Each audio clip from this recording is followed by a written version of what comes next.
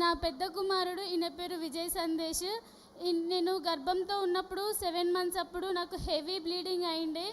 7 మంత్స్లో అసలు బాబుని తీసేస్తామని చెప్పేసి అన్నారు. 8 మంత్స్ పడ్డాయి. హాస్పిటల్కి వెళ్తే ఎమర్జెన్సీగా ఆపరేషన్ చేయాలని చెప్పిండ్రు. కానీ నైట్ మేము 12 o'clockకి కరీంనగర్ హాస్పిటల్కి వెళ్ళినాం. ఇక్కడ నుంచి వెళ్ళేటప్పుడు కూడా మేడం మాకు గ్యారంటీ ఇవ్వలేదు. మీరు మార్గంలో వెళ్ళేటప్పుడు కూడా లోపల ఉన్న బాబుకి ఏమవుతుందో తెలీదు, మరి గ్యారంటీ ఇవ్వలేమని చెప్పిండ్రు. కానీ ఆ నైట్ టైంలో 12 o'clock 1 o'clock కూడా అన్నకి ఫోన్ చేసి ప్రేయర్ చేయించుకున్నప్పుడు అన్న మా కోసం ఎంతగానో ప్రేయర్ చేసిండ్రు. ఈరోజు వరే ప్రార్థన ప్రతిఫలమే నా కుమారుడు మీ అందరి ముందు సజీవ లెక్కలో ఉన్నాడు. అన్న మా కోసం ఎంతగానో ప్రేయర్ చేసి మీ బిడ్డకి ఏం కాదు, దేవుడు ఖచ్చితంగా నార్మల్ రిపోర్ట్స్ ఇస్తాడు, ఆపరేషన్ చెయ్యరు అని చెప్పారు.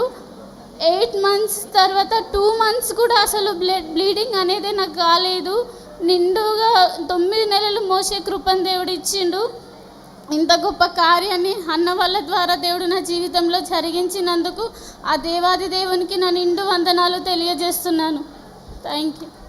థ్యాంక్ యూ అమ్మా. Thank you so much Sushmita.